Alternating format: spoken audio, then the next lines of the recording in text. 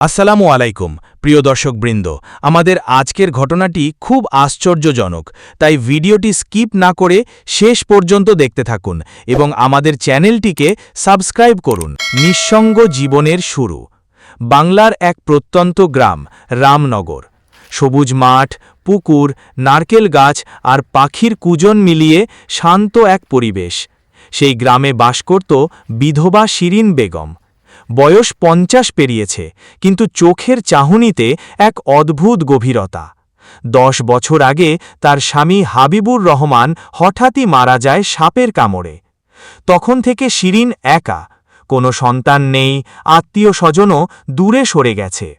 শিরিন সারা দিন নিজের ছোট বাগানে কাজ করত, ফুল গাছ লাগাত, হাঁস মুরগি পালন করত।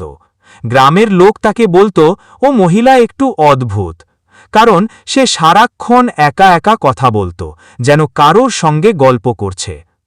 অজগরের আবির্ভাব। একদিন সন্ধ্যার পর শিরিন দেখল তার বাগানের পুকুরের পাশে একটি বিশাল অজগর সাপ কুণ্ডলি পাকিয়ে শুয়ে আছে। গ্রামে আতঙ্ক ছড়িয়ে পড়ল। সবাই চিৎকার করে বলল, ওই সাপটাকে মেরে ফেলো। কিন্তু শিরিন তাদের থামিয়ে দিল। সে বলল, না, ও আমাকে কিছু করবে না, আমি ওর চোখে শান্তি দেখি। গ্রামের লোক হাসল, কেউ বলল সে পাগল হয়ে গেছে। কিন্তু শিরিন সাপটিকে তাড়াল না, বরং পুকুরের পাশে প্রতিদিন দুধ আর ডিম রেখে আসতে লাগল। ধীরে ধীরে অজগরটি তার উপস্থিতিতে অভ্যস্ত হয়ে উঠল। কয়েক মাস পর দেখা গেল সাপটি প্রায় প্রতিদিন তার উঠোনে আসে, কখনো দরজার পাশে, কখনো রান্নাঘরের কোণে, চুপচাপ গুটিয়ে বসে থাকে। শিরিন তার নাম দিল নাগো, এক অদ্ভুত বন্ধুত্ব। বছর ঘুরে গেল, শিরিন আর নাগো যেন অদ্ভুত বন্ধনে জড়িয়ে গেল। সকালে ঘুম থেকে উঠে শিরিন সাপের দিকে তাকিয়ে বলে, নাগো, আজ তুই খাস কি? গ্রামের মানুষ তাতে আরও ভয় পেতে লাগল। মসজিদের ইমাম সাহেব এসে তাকে সাবধান করলেন, শিরিন, আল্লাহর বানানো জীবের মধ্যে এমন প্রাণী আছে যাদের সাথে খেলা মানে মৃত্যু ডেকে আনা। কিন্তু শিরিন হেসে বলল, ও আমার স্বামীরাত, হাবিব ফিরে এসেছে নাগর রূপে। এই কথা শুনে মানুষ চুপ করে গেল। তারা ভাবল শিরিন হয়তো একেবারে পাগল হয়ে গেছে, কিন্তু তার চোখের গভীরে এমন বিশ্বাস ছিল যা কেউ ভাঙতে পারল না। অন্ধকার রাতে আশঙ্কা। এক রাতে হঠাৎ গ্রামের আকাশে মেঘ জমল, বৃষ্টি শুরু হল ঝমঝম করে। সেই রাতে শিরিন ঘরের দরজা খোলা রেখেই ঘুমিয়ে পড়ে। সকালে দেখা গেল ঘরের ভেতর অজগর নাগো নেই, কিন্তু দরজার সামনে কাদামাটির মধ্যে দেখা গেল বিশাল সাপের ছাপ পুকুরের দিকে গেছে। শিরিন ঘুম ভেঙে চমকে উঠল। নাগো বলে দৌড়ে গেল পুকুর পাড়ে। সেখানে গিয়ে সে সাপটিকে ডেকে বলল, তুই কই গেলি নাগো? আমি তোরে ভয় পাই না, ফিরে আয়। কিন্তু দূরে ঘন জঙ্গলের ভেতর থেকে শুধু মৃদু ফসফস শব্দ ভেসে এলো, মৃত্যু ডাক। পরের কয়েকদিন নাগো আর দেখা দিল। শিরিন খাওয়া দাওয়া বন্ধ করে, তার শরীর ভেঙে পড়ল। কিন্তু সে অপেক্ষা করতে লাগল প্রতিদিন সন্ধ্যায়।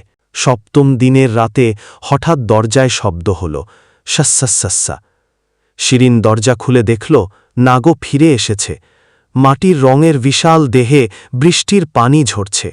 শিরিন খুশিতে কেঁদে ফেলল। সে বলল, তুই ফিরে আসবি বলেই জানতাম নাগো, আমার স্বামী হাবিব তুই। সে সাপের মাথায় হাত রাখল। মুহূর্তের মধ্যেই সাপটি ফোঁস করে মাথা উঁচু করল, চোখ লালচে আগুনের মতো জ্বলছে। তারপর এক ঝটকায় তার গায়ে দাঁত বসিয়ে দিল। চিৎকার করারও সময় পেল না শিরিন। অজগর তাকে আঁকড়ে ধরল, ঘরের ভিতর গুর্নি পাকিয়ে তার নিঃশ্বাস বন্ধ করে দিল।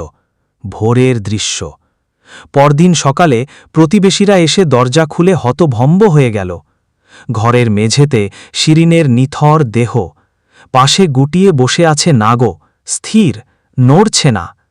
কয়েক ঘণ্টা পর দেখা গেল সাপটি ধীরে ধীরে পুকুরের দিকে গিয়ে পানির নিচে মিলিয়ে গেল, আর তাকে কেউ কখনো দেখেনি।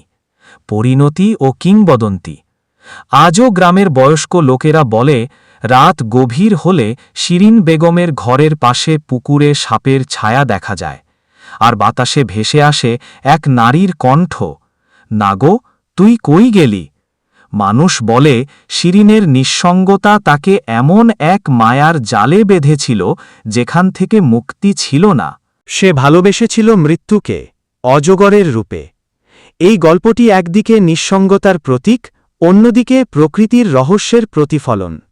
কখনো কখনো মানুষ তার শূন্য জীবনে এমন এক বন্ধন তৈরি করে যা ভালোবাসা নয়, বরং মায়া, একাকিত্ব ও মৃত্যু আকাঙ্ক্ষার মিশ্রণ। প্রিয় বন্ধুরা, আমাদের ঘটনা এই পর্যন্তই। ঘটনাটি কেমন লাগলো কমেন্টে জানিয়ে দিন। আল্লাহ হাফেজ।